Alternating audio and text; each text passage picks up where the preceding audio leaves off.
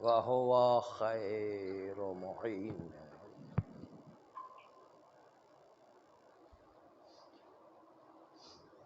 اگر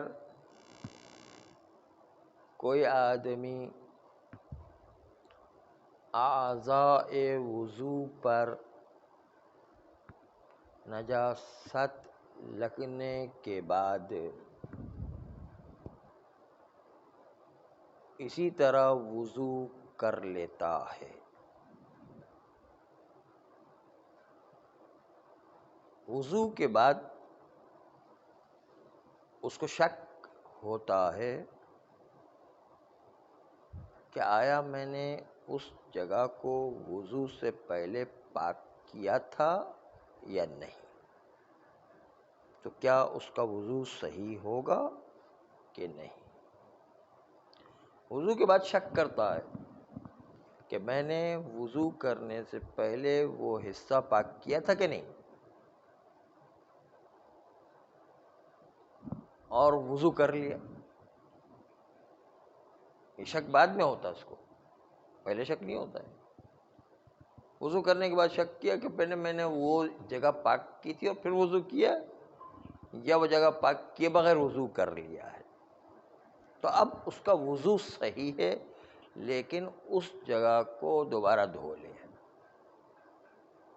تو اس کا وضو صحیح مانا جائے گا۔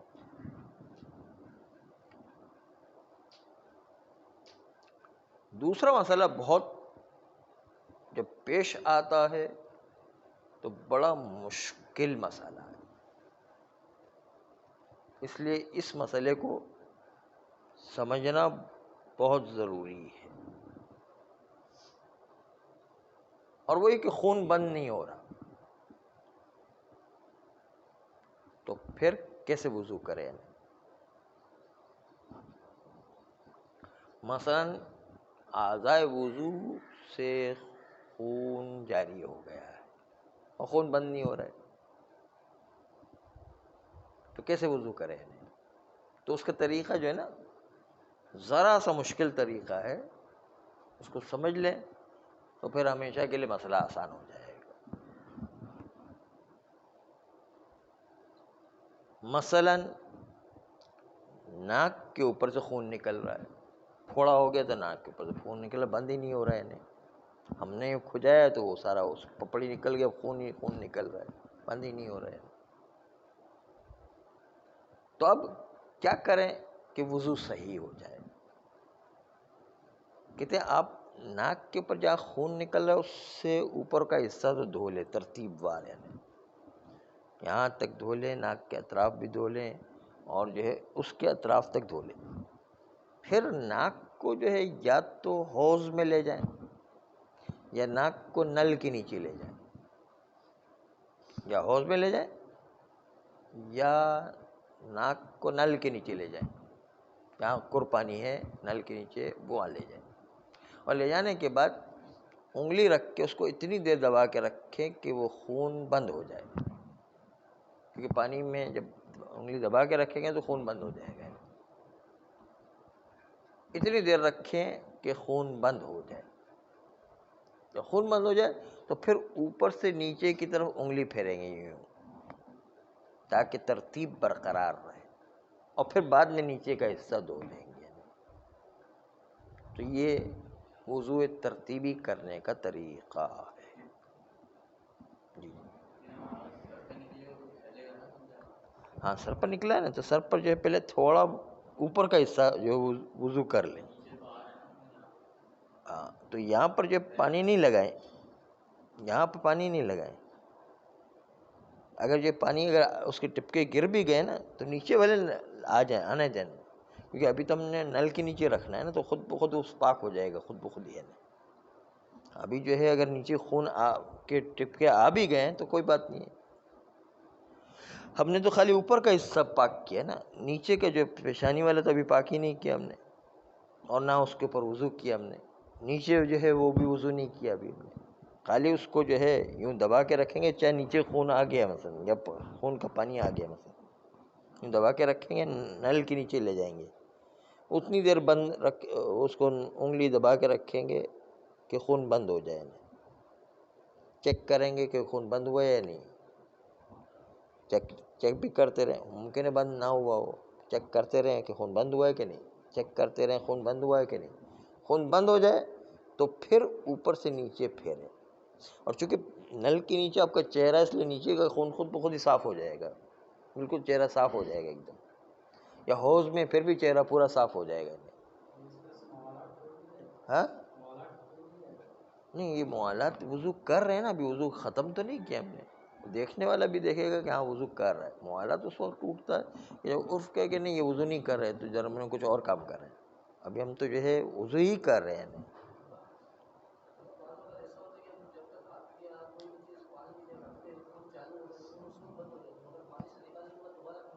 ہاں تو بس تھوڑی دیر کے لیے بھی اگر صاف ہو جاتا ہے تو ایک دفعہ یوں پھیر دیا، پانی اس کے اندر چلا گیا تو کافی ہے.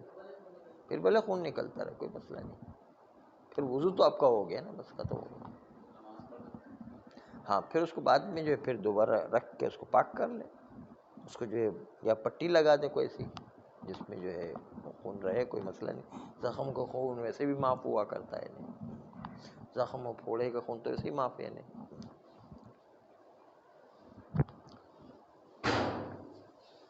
تو آج یہ مشکل طریقہ آپ کے سامنے آسان بنا کے پیش کیا ہے. عبارت میں آپ دیکھیں گے تو ذرا مشکل لگے گا، سمجھنے ہی مشکل ہوتا ہے بہت کہ کس طرح ہوا ہے. لیکن چونکہ آپ نے آرام سے وہ چیز سن لی اس لیے انشاءاللہ آئندہ آسان ہو جائے گا. اس کے بعد تیسرا مسئلہ یہ ہے کہ انسان کو اگر وقت کم ہونے کی وجہ سے تیمم کی ضرورت ہے تو وضو نہیں کرے گا بلکہ تیمم کرنا چاہیے. اس لیے کہ وضو کرنے جاتا تو زیادہ ٹائم لگتا ہے، اس کے نتیجے میں نماز پوری نکل جاتی ہے، نماز کو کچھ حصہ نکل جاتا ہے. تو فوراً تیمم کر کے نماز پڑھے اگر اس کے لیے آمادہ ہے. لیکن تیمم اور وضو میں دونوں برابر ٹائم لگ رہا ہے، کیونکہ مقدمات تیمم کے آمادہ نہیں ہے، اسے دیر لگ رہی ہے. تو پھر وضو تیمم پر مقدم ہے. اگر جو ہے دونوں کا برابر ٹائم لگ رہا ہے تو پھر وضو مقدم، وضو تیمم پر مقدم. لیکن اب سنیے گا، مشکل مسئلہ ہے، بہت ہی گہرائی والا مسئلہ ہے، اس لیے ذرا غور کیجیے گا. لیکن اگر اس کا وظیفہ تیمم تھا، اس کے باوجود اس نے وضو کر لیا، جیسے عام طور پر ہوتا بھی ہے، یہ تیمم وظیفہ ہونے کے باوجود تیمم کی طرف کوئی توجہ نہیں دیتا، وضو کر لیتا، وہ عام طور پر ہوتا بھی ایسے ہی. تو پھر اس کی نماز کیسے صحیح ہوگی؟ کہتے دو طریقے، اس میں سے کوئی ایک طریقہ اپنانا ضروری ہے ورنہ نماز باطل ہوگی، کیونکہ وضو ہی باطل ہے نا. دو میں سے کوئی طریقہ اپنانا ہو. یہ کہ اس وقت وضو کرتے وقت جب کہ تیمم اس کا وظیفہ ہے، وضو کرتے وقت نیت کرے گا کہ میں قرآن پڑھنے کے لیے وضو کر رہا ہوں. نماز کے لیے وضو نہیں کرے گا، وہ قرآن کے لیے وضو کرے گا. قرآن کے لیے تو کوئی وقت ابھی تنگ ہے ہی نہیں ہے. وضو کے وقت کرتے وقت نیت کرے گا کہ میں نماز شب کے لیے جو ہے نا جو وضو کر رہا ہوں، یا مستحب نماز کے لیے وضو کر رہا ہوں مثلا، تو کوئی حرج نہیں، اس لیے کہ اب وہ اصل نماز کے لیے تھوڑی کہ وضو کر رہے ہیں، اس کے لیے تو وضو کر سکتا ہے نا، اس کے لیے تو کوئی وقت تنگ نہیں ہے. نماز شب کے لیے وقت تنگ نہیں ہے، نماز مستحب کے لیے وقت تنگ نہیں ہے، قرآن پڑھنے کے لیے وقت تنگ نہیں، طہارت پہ باقی رہنے کے لیے وقت تنگ نہیں ہے، اس کے لیے تو کوئی مسئلہ ہی نہیں ہے نا. وقت اس کے لیے تنگ تھا کہ نماز ظہر اور مغرب کے ظہر عشاء ظہر عصر کا وقت نکلنے والا تھا، اس لیے اس کا وظیفہ تھا کہ جلدی سے تیمم کر کے نماز پڑھ. لیکن ان چیزوں کے لیے تو کوئی وقت تنگ نہیں ہے، ان چیزوں کا تو بہت وقت ہے. قرآن پڑھنے کے لیے، طہارت پر باقی رہنے کے لیے، مستحب نماز پڑھنے کے لیے، نماز شب پڑھنے کے لیے، ان چیزوں کے لیے تو بہت وقت ہے نا. خالی ظہر عصر کا وقت نکل رہا تھا اس لیے تیمم کا وظیفہ تھا. تو وہ ظہر عصر کی نیت سے جو ہے وضو نہیں کرے گا، بلکہ وضو کرے گا قرآن پڑھنے کی نیت سے، وضو کرے گا نماز شب کی نیت سے، وضو کرے گا مستحب نماز کی نیت سے، وضو کرے گا طہارت پر باقی رہنے کی نیت سے، تب اس کو وضو صحیح ہوگا۔ ورنہ اس نے اگر نماز ظہرین کے لیے وضو کیا تو نماز ظہرین کا وقت نکل جائے گا، اس کے لیے وضو کرنا صحیح نہیں ہے، وہ وضو ہی باطل ہو جائے گا تو نماز بھی باطل ہو جائے گی۔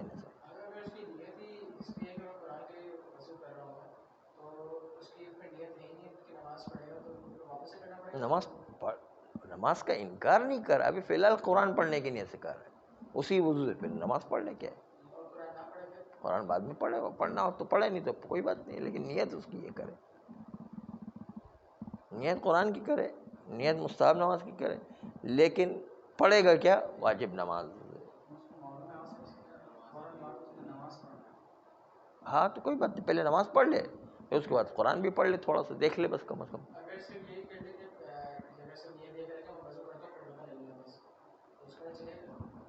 قربتاً الی اللہ میں یہ چلے گا تو صحیح، لیکن اس میں مطلق قربت کی نیت کرنا پڑے گی، اس زور کی نیت کی قربتاً الی اللہ نہیں چلے گی، اس زور کی قربتاً کی نیت نہیں چلے گی۔ ہاں، اور کا مطلب ہے مطلق قربتاً الی اللہ کی نیت کرے پھر بھی چل جائے گا، یا جو ہے اس ظہر کی نیت سے قربتاً الی اللہ کرے گا پھر نہیں چلے گا، پھر اس لیے کہ وضو کرنے میں نماز کا وقت نکل رہا ہے، نہیں کر نہیں سکتا ہے، نہیں اس لیے جو ہے مشکل بنتی ہے، نہیں تو یا تو جو ہے انسان مستحب چیز میں سے کسی کی نیت کرے، یا قربت مطلق کی نیت کرے، اور جو ہے قربت کی نیت اس ظہر کے لیے نہیں ہے۔ یا ایک اور طریقہ ہے، یہ طریقہ سمجھنا بڑا پیچیدہ ہے، اس کو ذرا سمجھنا ہے بس، اس کو سمجھ لیا تو آج کا درس آپ کے کام کا ہو گیا، لیکن یہ نہیں سمجھا تو سمجھیں کہ کچھ نہیں سمجھا ہے نا۔ تو آپ جو ہے اس کو سمجھیے کہ ہم اسی نماز ظہر کی نیت سے وضو کریں جس کا وقت گزر رہا ہے، اور وضو کریں گے تو وہ وقت بھی گزر جائے گا، کیا کریں گے؟ یا کچھ نماز کا حصہ گزر جائے گا مثلا، تو کہتے ہیں کہ اگر اس نماز کی نیت کی قربت کی نیت کرے تو بھی وضو صحیح ہے اور نماز صحیح ہے، اس شرط کے ساتھ کہ قربتاً الی اللہ کے منافی نہ ہو جائے، قربتاً الی اللہ کے منافی نہ ہو جائے، یہی تو سمجھنا ہے، منافی نہ ہونے کا کیا مطلب ہے؟ قربتاً الی اللہ کے منافی ہونے کا مطلب یہ ہے کہ اللہ تو کہہ رہا ہے کہ وضو تیمم کرو، آپ جا کے وضو کر رہے ہو، تو اللہ کی مخالفت ہوگا کہ نہیں؟ قربتاً الی اللہ کے مخالف ہو گیا کہ نہیں ہے؟ نہیں، تو قربتاً الی اللہ کے مخالف نہیں ہو جانا چاہیے، کیوں؟ اس لیے کہ اللہ کہہ رہا ہے کہ تیمم کرو، اور آپ جا کر کے وضو کر رہے ہو، پھر بھی اللہ کے مخالف ہو گیا کہ نہیں؟ تو یہ قربتاً الی اللہ کے منافی ہے، لیکن قربتاً الی اللہ کے منافی نہ ہونے کا ایک طریقہ ہے، اس میں وہی سمجھنا ہے سب۔ قربتاً الی اللہ کے منافی نہ ہونے کا طریقہ یہ ہے کہ آپ ابھی اس وقت اس چیز کی طرف توجہ ہی نہیں دے رہے کہ منافی ہے یا نہیں ہے، آپ جو ہے سیدھا جیسے عام لوگ کرتے ہیں کہ وضو کر کے نماز پڑھ لیتے چاہے کم وقت بھی ہو، پھر بھی آپ اس کی طرف توجہ ہی نہیں کریں، تو پھر قربتاً الی اللہ پھر دوبارہ واپس پلٹ کر کے آ جائے گا۔ دیکھا آپ نے، اس میں باریک بھی نہیں تھی، یعنی کہ قربتاً الی اللہ آتا کیسا ہے، قربتاً الی اللہ جاتا کیسا ہے، یعنی قربتاً الی اللہ آتا ہے اس طرح کہ ہم توجہ ہی نہیں کریں گے کہ بھائی وقت نکل رہا ہے، بس کسی طرح بھی، جس طرح عام پبلک جو ہے جلدی سے وضو کر کے پڑھ لیا کرتی، توجہ ہی نہیں کرتی کہ مخالف ہو رہا ہے یا نہیں ہو رہا ہے، بس آپ بھی اسی طرح۔ کوئی اگر مخالف اس کو پتہ ہے، اس کے باوجود اپنے ذہن میں رکھ کر کہ بھائی مخالف ہو رہا ہے، پھر بھی جو جا کر کے وضو کر لیتا، پھر جو ہے مخالف ہو جاتا، لیکن اس کی توجہ اس طرف نہیں ہوتی ہے۔ ہاں، مسئلے کو نہ جاننا، کبھی کبھی جو ہے جاہل زیادہ عالم سے بہتر ہوا کرتا ہے، یہ اس مسئلے میں ایسے ہی ہے، جاہل زیادہ بہتر ہے عالم کے، اس مسئلے خالی اس مسئلے نہیں، بہت سارے ایسے مسئلے ہیں اس میں جاہل زیادہ ہے. جیسے قراءت کے سلسلے میں کسی کو پتہ ہی نہیں کہ قراءت بھی شرط ہے نماز کے اندر، اور وہ جاہل ہو کر کے نماز پڑھ رہا ہے اور اس کی قراءت صحیح نہیں بھی ہے تو بھی اس کی نماز صحیح ہے. لیکن جس کو پتہ ہے کہ قراءت کا مسئلہ ہے اور اس کے باوجود وہ اپنی قراءت صحیح نہیں کرا نماز پڑھے گا تو اس کی نماز باطل ہو جائے گی. تو نہ جاننا بھی کبھی کبھی بہتر ہوا کرتا ہے. اس میں سے ایک مسئلہ یہی ہے.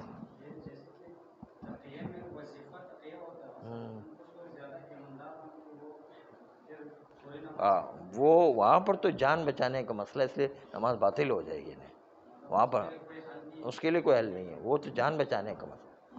یہاں پر جان بچانے کا مسئلہ نہیں ہے، یہاں پر تو خالی نماز کا مسئلہ ہے نا. تو وہ اللہ کو تو پتہ ہے جو ہے اس کے دل میں جو ہے میری ہی خاطر نماز پڑھ رہا ہے. اللہ کو پتہ ہے کہ اس کے دل میں اور کوئی تمنا ہی نہیں ہے، اس کے دل میں اور کوئی ارادہ ہی نہیں ہے، تو پھر جو ہے اس کی نماز صحیح ہو جائے گی. لیکن جس نے سوچ لیا کہ بھئی اللہ تو تیمم کہہ رہے ہیں، ہم وضو کر رہے ہیں، اللہ کی مخالفت کر رہے ہیں، اگر یہ تصور رکھ کر کے نماز پڑھیں وضو کریں گے تو نماز وضو باطل ہو جائے گا. یہ جو ہے ایسا تصور ہے. اس لیے یہاں سے جو ہے یہ تو بندر والی بات ہو گئی. ایک صاحب سے جو ہے کسی نے کہا کہ میرے پاس جو ہے سونا بنانے کا نسخہ ہے، لیکن ایک شرط یہ کہ اس میں بندر کا تصور نہیں آنا چاہیے.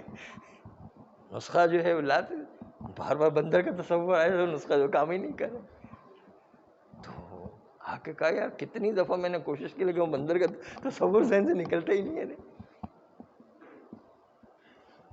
کہا کاش آپ نے کہا ہی نہیں ہوتا تو خود بخود نہیں آتا، آپ نے کہہ دیا تو مصیبت بن گئی. کبھی کوئی ایسا بھی ہوتا ہے تصور ڈال دیا تو ایک مصیبت بن جاتی ہے. ہاں تو یہاں پر بھی ایسے ہی ہے کہ وہ تصور ڈال دی کہ اگر آپ نے تیمم کی جگہ وضو کیا تو اللہ کی مخالفت ہو جائے گی.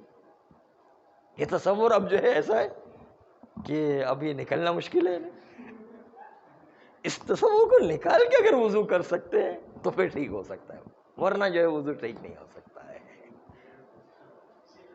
جی یہ بڑا خطرناک مسئلہ تھا نا. صلی اللہ علیہ سیدنا محمد.